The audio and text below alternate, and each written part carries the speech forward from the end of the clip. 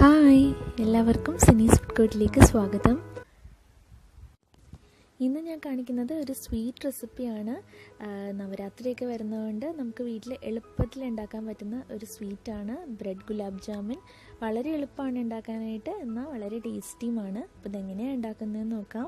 അതിന് മുന്നേ ആയിട്ട് ചാനൽ ആദ്യമായിട്ടാണ് കാണുന്നതെങ്കിൽ താഴെ കാണുന്ന ആ red colour subscribe button click ചെയ്യാനായിട്ട് മറക്കരുത്. അതിൻ്റെ അടുത്തൊരു ബെല്ലൈക്കൺ വരും, അതുകൂടെ ക്ലിക്ക് ചെയ്യുക നോട്ടിഫിക്കേഷനായിട്ട്. അപ്പോൾ നമുക്ക് തയ്യാറാക്കാം. അതിന് വേണ്ടിയിട്ട് ഞാനിവിടെ 6 സ്ലൈസ് വൈറ്റ് ബ്രെഡ് എടുത്തിട്ടുണ്ട്. അതിൻ്റെ സൈഡൊക്കെ ഒന്ന് കട്ട് ചെയ്തിട്ട് മാറ്റുക. ഇനി ഇത് നമുക്കൊരു മിക്സിയുടെ ജാറിലിട്ടിട്ട് ഒന്ന് പൊടിച്ചിട്ടെടുക്കാം, അല്ലെങ്കിൽ ഇതുപോലെ കൈകൊണ്ട് ചെറുതാക്കി എടുത്താലും മതി. കാരണം ബ്രെഡ് ആയതുകൊണ്ട് പെട്ടെന്ന് തന്നെ ഇതായി കിട്ടും. അപ്പോൾ ഒന്നെങ്കിൽ ഇതുപോലെ ചെറുതായിട്ട് എടുക്കുക. ഇനി നമുക്ക് പാല് വേണം. ഞാനൊരു അരക്കപ്പ് പാൽ എടുത്തിട്ടുണ്ട്. അത് നല്ല കട്ടിയുള്ള പാലായിരിക്കണം, അല്ലെങ്കിൽ പാല് തിളപ്പിച്ചൊന്ന് വറ്റിച്ചിട്ടെടുക്കുക. ഇനി നമ്മുടെ ബ്രെഡിലേക്ക് ഒരു 1/2 ടീസ്പൂൺ നെയ്യ് ചേർത്തിട്ട് ഒന്ന് മിക്സ് ചെയ്യുക ആദ്യം തന്നെ. അതിനുശേഷം അതിലേക്ക് കുറേശ്ശെ പാല് ചേർത്തിട്ട് കുഴച്ചിട്ടെടുക്കണം. അപ്പോൾ ഞാൻ ആദ്യം ഒരു 3 ടേബിൾ സ്പൂൺ പാല് ചേർത്തിട്ട് ഒന്ന് മിക്സ് ചെയ്യുന്നുണ്ട്. എന്നിട്ട് ബാക്കി പാല് കുറേശ്ശെ ചേർക്കുക. കാരണം ബ്രെഡ് ആയതുകൊണ്ട് പെട്ടെന്ന് തന്നെ എന്താ പറയുക, കുഴഞ്ഞു പോകും പാല് ചേർക്കുമ്പോൾ. അപ്പം നോക്കിയിട്ട് കുറച്ചായിട്ട് ചേർക്കുക.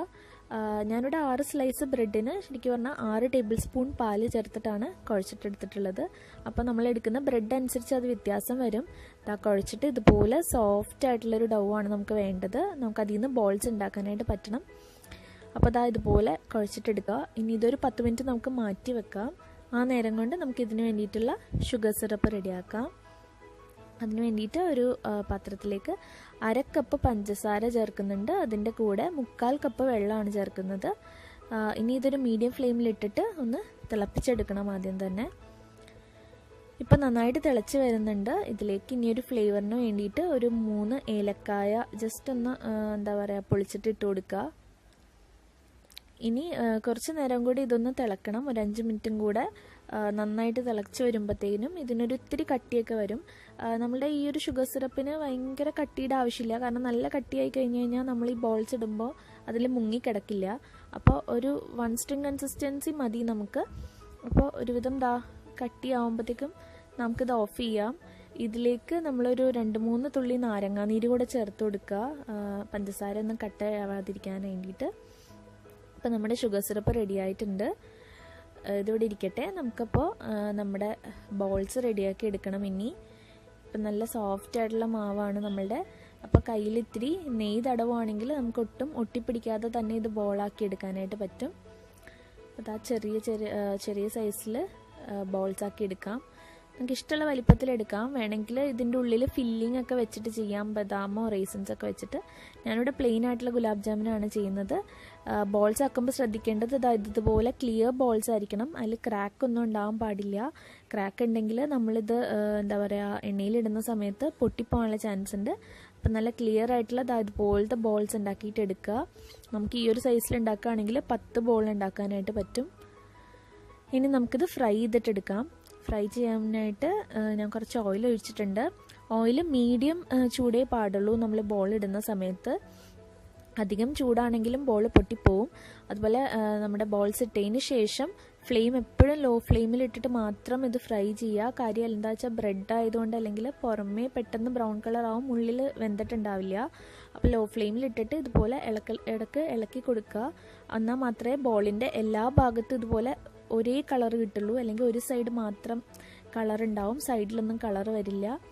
അപ്പോൾ ഇതുപോലെ ഗോൾഡൻ ബ്രൗൺ കളർ ആവുന്ന വരെ ഇതുപോലെ ഫ്രൈ ചെയ്തിട്ട് എടുക്കുക.